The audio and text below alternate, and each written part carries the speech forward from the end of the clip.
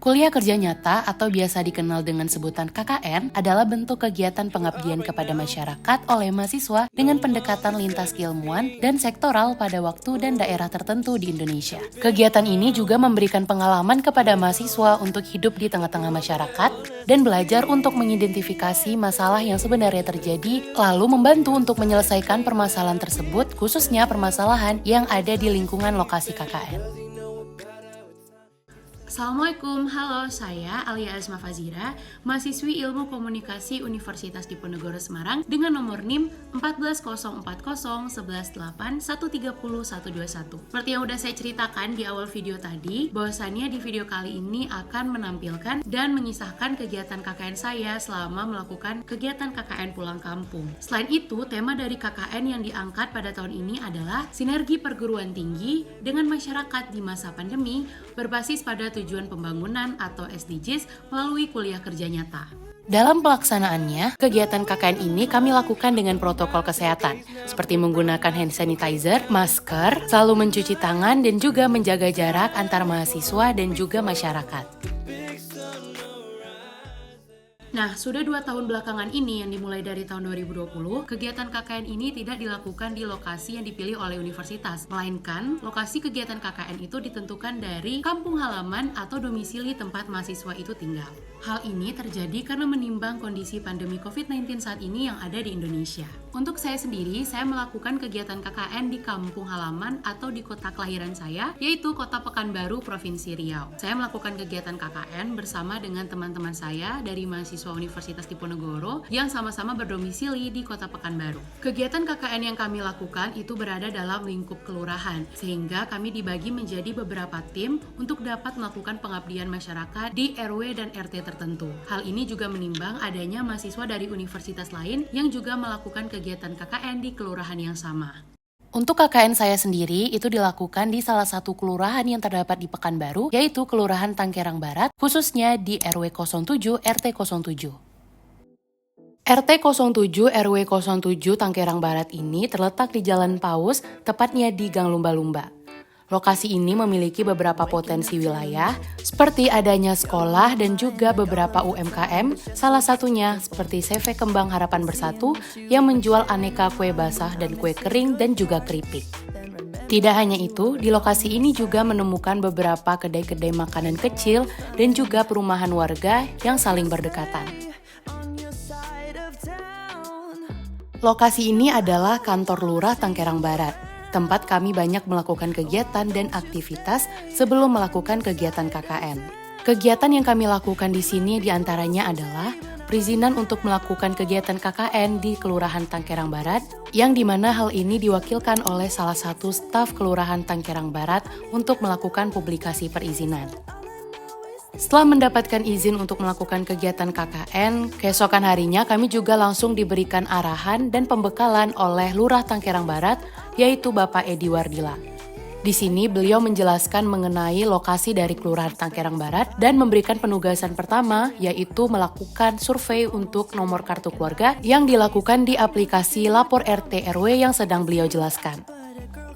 Di lokasi ini juga dilakukannya upacara penyambutan mahasiswa-mahasiswi KKN yang dipimpin langsung oleh Pak Edi Wardila selaku Lurah Tangkerang Barat dan juga diikuti oleh seluruh ketua RT RW yang ada di Tangkerang Barat.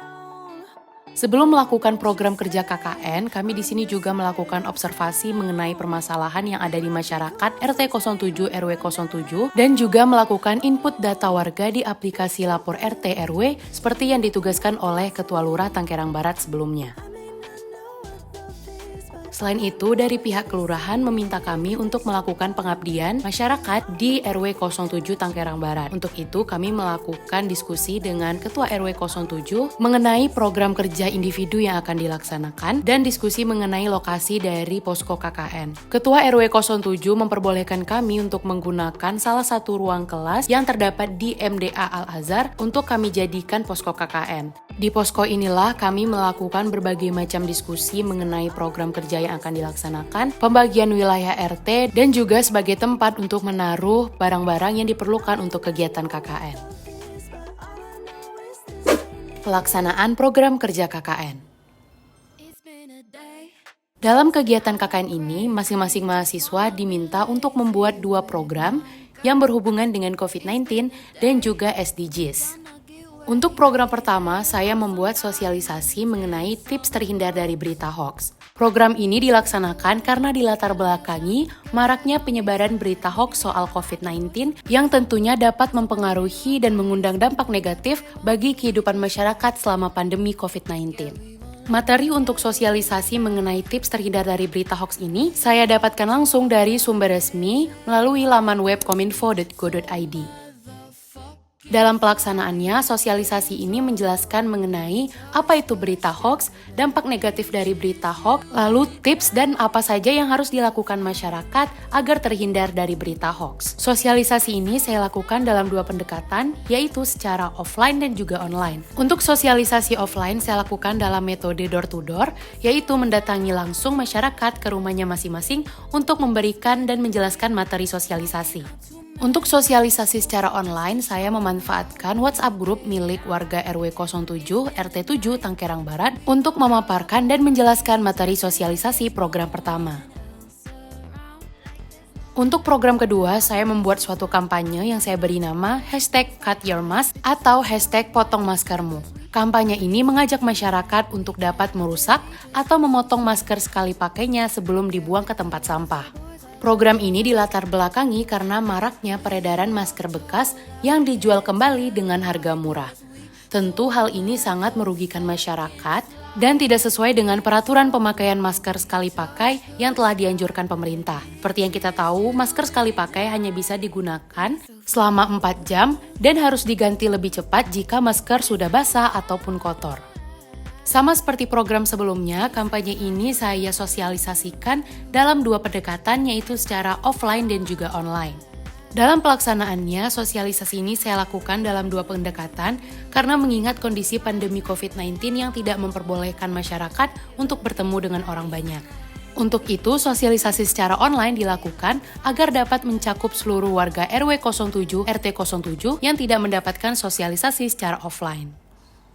Bismillahirrahmanirrahim. Assalamualaikum warahmatullahi wabarakatuh. Saya Edi Wardila, SPD MPD, Lurah Tanggerang Barat, Kecamatan Marpoyan Damai, Kota Pekanbaru, Riau, memberikan apresiasi kepada anak-anak mahasiswa dari Universitas Diponegoro Semarang yang telah melakukan pengabdian masyarakat dalam bentuk kegiatan kuliah kerja nyata pada tahun 2021 di Kelurahan Tanggerang Barat, Kecamatan Marpoyan Damai ini. Mereka ini telah menunjukkan kemampuan untuk menyesuaikan diri, beradaptasi dengan masyarakat, khususnya dengan warga RW 7 Kelurahan Tanggerang Barat yang cukup besar jumlah penduduknya, di mana RW 7 itu ada terdiri atas 8 RT dan ada sekitar 500 kakak yang menetap di wilayah tersebut. Dan mahasiswa KKN dari Undip Semarang ini telah dapat menunjukkan kerja-kerja positif di lapangan. Di antaranya ditunjukkan dengan ikut bergotong royong di tengah masyarakat, terutama dalam mempersiapkan Masjid Al-Azhar dan Nurul Yakin kemarin untuk menghadapi sholat Idul Adha dan persiapan kurban.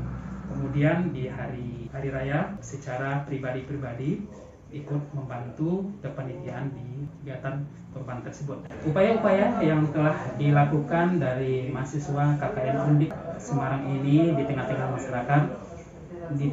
masyarakat RW 7 khususnya dalam menghadapi pandemi COVID-19, bagaimana mensosialisasikan 5M di tengah-tengah masyarakat sambil berpasar-pasan ataupun dalam kegiatan-kegiatan informal maupun non-formal di tengah-tengah masyarakat RW 7. Kemudian juga mensosialisasikan terkait usaha mikro, kecil dan menengah UMKM, bagaimana UMKM khususnya di RW tersebut bisa tetap eksis di tengah kondisi pandemi ini. Di antaranya memberikan pembekalan tentang digital marketing dan menyampaikan gerakan nasional non-tunai. Kemudian upaya-upaya yang bekerja telah ditunjukkan oleh mahasiswa KKN ini di RW7 telah membantu pengadaan toa speaker untuk Masjid Al-Azhar.